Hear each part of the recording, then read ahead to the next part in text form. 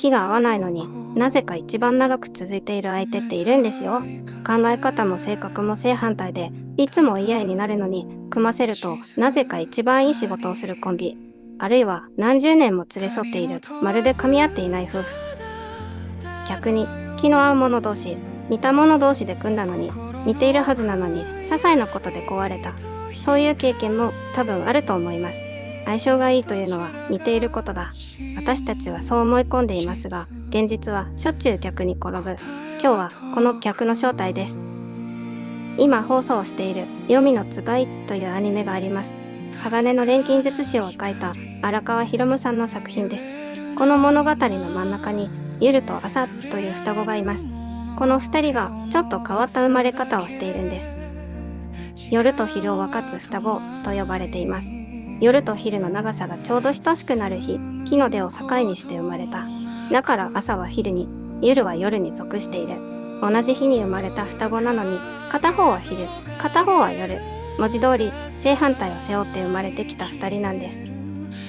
持っている力も見事に逆です。朝の力は深い。あらゆる結びつき、あらゆる契約を強引にほどいてしまう力です。結ばれているものを断つ。一方の夜の力はこう。あらゆるものを強引に閉じてしまう力です。開いているものを閉じる。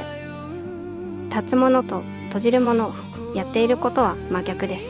なのにこの二人、別々の存在ではないんです。つがいと呼ばれている。つがいというのは二体で一つという意味です。片方だけでは欠けている。二人揃って初めて一つの役割になる。ここ、よく見ると不思議なんです。正反対の力が対立するものとしてではなく、一組のものとして授けられている。ほどく力と閉じる力。普通なら打ち消し合うはずの二つが、ぶつけ合うためではなく、つがいにするために一人ずつに分けて配られている。ここで思い出してほしいことがあります。荒川さんが前に書いた鋼の錬金術師。あれもエドとアルという兄弟の話でした。弟は事故で体を失って鎧だけの存在になる。兄は五体満足のまま残る。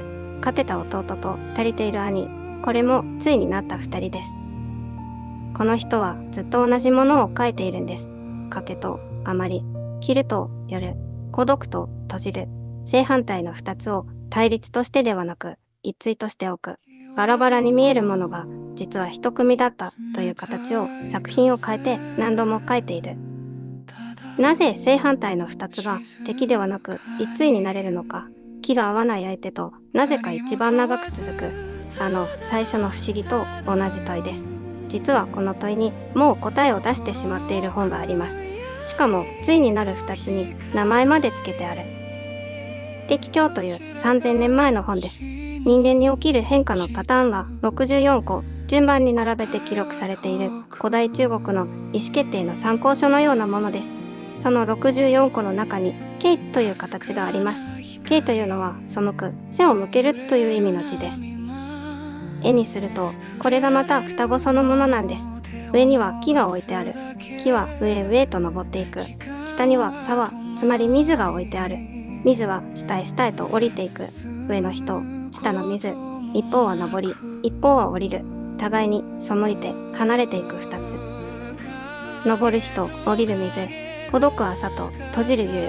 毛の絵と双子の形がぴったり重なります。しかも名前が表と裏なんです。毛の名は毛、背くという字。作品の根っこにある言葉はつがい、つがうという字。背くものがつがいになる。これが今日のシーンです。ここで誤解しないでほしいんですが、経は全部うまくいく毛ではありません。背き合っている間は大きなことは進めにくい。本にも小さなことなら吉と書いてある。ただ背いていること自体は月間ではないとも書いてあるんです。本にはこうあります。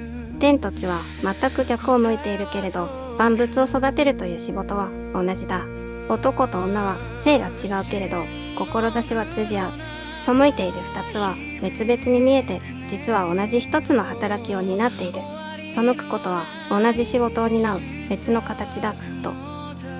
この目で今の世の中を見るとまるで逆をやっています。価値観の合う人とだけつながろう。気の合う仲間でチームを組もう。似たものだけをせっせと集めている。背いている相手は最初から外しておこうと。でも同じ向きを向いたものだけのチームは脆いんです。一火ではつがいになりません。水と水でもならない。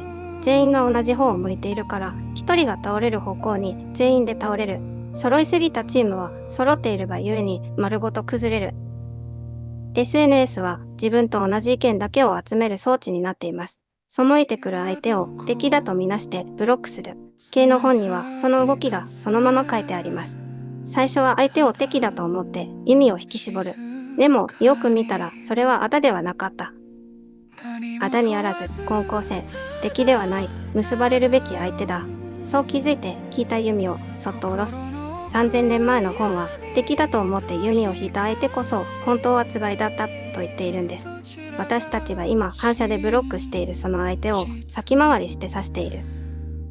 夜と朝が孤独者と閉じる者のまま、それでも一対であるように背いているというのは噛み合わない理由ではないんです。つがいになれる理由の方なんです。じゃあつがいになると何が起きるのか。木は水のいる場所へは行けません。水も木のいる場所へは行けない。だから2つ揃って初めて全部に届くんです。背いている相手というのはあなたの届かない半分を代わりに歩いている人のことなんです。あの双子は昼と夜に分かれて生まれてきたのは争うためではないはずです。昼と夜は交代で一つの一日を守っている。完璧に揃った相手より逆を向いた相手の方が遠くまで一緒に行ける。背くものがつがいになる。つがいになった二つは一日になる。3000年前からそう書いてあるんです。